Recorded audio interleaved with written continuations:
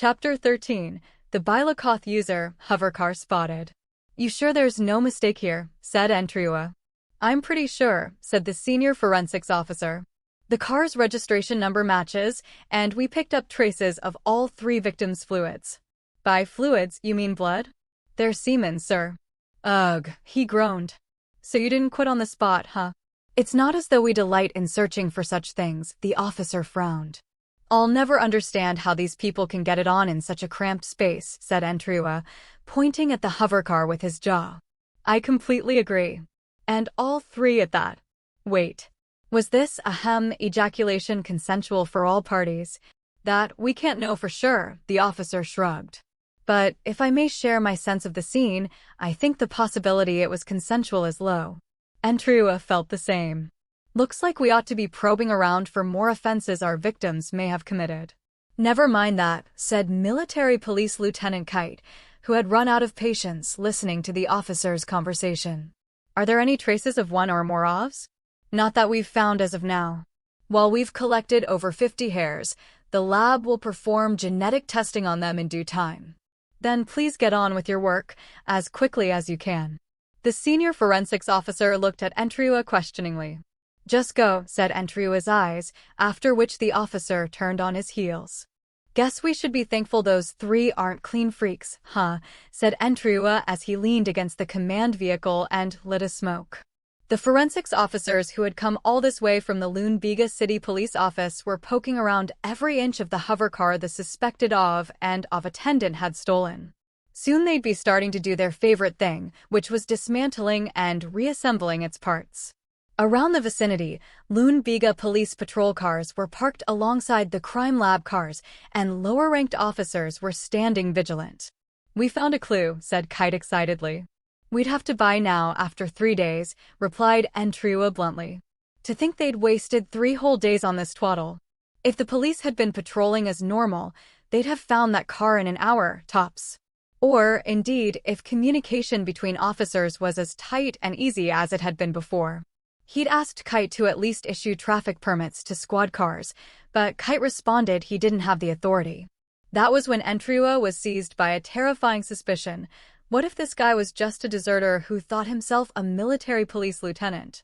Happily, those doubts didn't devil him for long, because as long as Kite was in the car, they'd be allowed to traverse any checkpoint with the highest priority. What do you think we should do here on out, Inspector? I think we should scour every house and building in this city. Slow down there, pal. Thought of fed up Entriua. You think we've got that kind of reach? If we scoured every single building, we'd actually have to commit all of the Lune-Biga police's people and resources to this thing. And I don't know if Izan would be amenable to a lawless city under his watch, but I sure as hell ain't. Entriua wanted to dodge that. He said, pretending to give Kite's suggestion some thought. Well, this is Gazanyu, so I think we should leave this to the Gazanyu police force. They know the area, and there's more of them. You'd hand this case to strangers? Kite shook his head disbelievingly. I simply can't understand how you could be so indifferent. We're hunting an accursed OV. Though it is a little understandable, considering you were hailing your empress up until a day or so ago. Look here, bucko, said Entriua. I don't even know the empress's name. Which is an infringement of your right to know. The right to know means. Please, I'm begging you, keep the lecture to yourself. I could look up her name whenever I wanted. I just have no interest. That apathy towards politics is democracy's greatest scourge. It was beaten into you by the OV and the imperial citizen stooges. Don't badmouth my ancestors. Entriua blew smoke directly at him. Your ancestors, he hacked. You didn't notice? The name Entriua sounds pretty OV. Spelled Entriac in proper Barnu. My great-great-grandparents were imperial citizens. Apparently, they were Star Forces Sach NCCs, though I don't know the details. They probably thought life up in space didn't agree with their skin or whatever. Came back down to land. Oh. Kite's mouth was agape, but he soon collected himself. Then you should hate our quarry all the more. What kind of logic is that? Why would I hate them more? They were demoted from imperial citizens to mere terrestrial citizens. Surely you resent that. No, I'm not that spiteful a guy, he smiled wryly. Besides, you've got the wrong idea. there's no real difference between imperial and territorial citizens. The Empire protects the rights of imperial citizens, and the territorial civilian government protects the rights of territorial citizens. It's just a change of jurisdiction. Though that can be a headache for us police, I'll give you that. Anyway, one of my friends is an imperial citizen, so it's not like I've got to talk to them all formal-like. We get on perfectly normally. Your friend, Kite's eyes were open wide. Yes, sir. Runs one of the plantations on the estate of the Marquis of Svagov. But you must have got them locked up in one of your concentration camps. Sorry, democracy re-education camps. I was worried, so I tried contacting them, but they weren't home. Of course we have. They're more malignant than even the followers of the slave democracy. I can't speak on the matter of your one friend, but imperial citizens should all be undergoing re-education. I really wonder how I can be so cool-headed at a time like this, he said, flashing Kite a ghastly little smile. It didn't reach smile of the off levels, but it was a look that had put fear into the heads of dozens of criminals and at-risk youths. I'm well known for always thinking of my friends. Yes, well, about that suggestion from before, Kite's composure had chipped. What suggestion? That we leave this case to the Gazanyu police force. That. Let's compromise, he said, looking at him appraisingly. I can see you don't enjoy working with me. Oh no, working with you has suddenly become a laugh riot, said Entriwa as he fiddled with the Kariak needle gun at his waist. I'm warning you, Kite responded with a stern look. Slighting me isn't a good idea. I've been conferred with unrestricted right to arrest. Hey, you lot. Entriwa called out to the officers under him. What's up, Inspector? A handful of bored-looking officers hastened over. No, it's fine, stay there. Roger. Entriwa looked back at Kite. What was that you said earlier? About your unrestricted right of arrest? Kite ground his teeth. Soldiers in my army are stationed in this city too. Sure, but I don't see any around here. You wouldn't. Kite looked around restlessly. Naturally, Entriwa had no actual intention to do Kite any harm. It would have been cruel of him to order his officers, armed only with needle guns, to get into a firefight with an army. I'm joking, he said, giving Kite a friendly pat on the shoulder. Guess I'm no comedian, huh? I was expecting more than a chuckle out of you. Oh, so you were just joking, he smiled nervously. Jokes are useful for harmonizing interpersonal relations. But perhaps this culture's jokes are a bit tough to grasp. Every planet's got its own sense of humor. Then, suddenly, Entriwa grabbed him by the collar and whispered in his ear, but know this, you and your buddies are not welcome here. And I don't plan on harmonizing our relationship either. But Kite's mouth repeatedly opened and closed. Entriwa smiled broadly and let him go. Let's go ahead with that suggestion, shall we? I'll tell the Gazanyu police to send as many officers who don't smoke as possible. Entriwa picked up the transceiver at his waist and called up the office of Commissioner Izan. He'd have to settle the matter with the commissioner before he could get the case transferred over. Then they'd set up the crime scene to be taken over by Gazanyu. However, Izan seemed not to want to let go of his status as cooperating with the occupying army. He was positively dying to show the military that he was useful. Entriwa, for his part, pointed out that they were clearly stepping on Gazanyu's area of jurisdiction, and that if they failed to arrest them, there was a possibility he'd incur the army's displeasure instead. Izan, meanwhile, intimated he'd have Entriwa replaced, unless he returned with the crash-landed Ov in custody.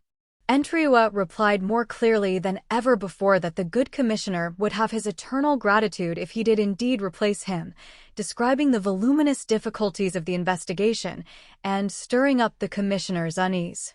At last, Izan folded. Momentarily relieved, Entriwa hung up. He smiled at Kite and said, "Now we'll both be happy."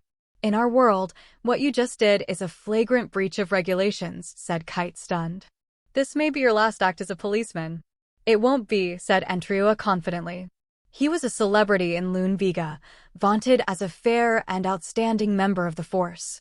If Entriwa got the axe, Izan would be hit by an avalanche of criticism, and he knew it. Inspector. The senior forensics officer who had waited for Entriwa to finish his call stepped into the space between him and Kite and handed him a piece of resin with a hair sealed inside. "The results are in. It's an Ov hair." It's likely the female suspects, as it's been dyed black. The inspector was talking to me, Kite goggled at him. And why didn't you report that to me? Excuse me, Lieutenant, but you aren't part of our chain of command, the forensics officer said, eyeing him coldly. My rank is on par with the inspector's, he spat vehemently. I wasn't aware of that, said the senior forensics officer, not even giving Kite another look. Come on, Lieutenant, give him a break. We have a new clue to work with now, said Entriua, brandishing the resin sample. That's true, but Kite cast his eyes down begrudgingly. Indignation hadn't vacated those eyes quite yet. Maybe I pushed his buttons a tiny bit too much, Entriua reflected. Then the transceiver ringed. Entriua picked it up cheerfully. It was, of course, Commissioner Izon on the line. Unfortunately, what Izon had to say dashed his hopes. Talks with the force at Gazanyu had ended in failure. They freely gave them permission to step on their jurisdiction. So freely, they would have given it to them wrapped in a pretty bow if they could, if Izon's words were to be believed. They said they couldn't spare any manpower, but they'd give them whatever information they wanted without delay. Entriua could only gripe inwardly over how much cleverer this city's commissioner was than Izon. So, don't worry about the rest, and just push forward with your mission, Entriua, said Izon blithely. Entriua growled and hung up. We're continuing the investigation ourselves, he told Kite, imparting the bad news succinctly. I see, he replied, with an expressionlessness that exhibited surprising restraint. I think I'll call for reinforcements. You'd better not mean reinforcements from the police office, he said, making his unhappiness abundantly clear. Entriua had no doubt Izon would peel every last person down to the accountant from their desks and push them into the fray if Kite requested it. No, he said flatly.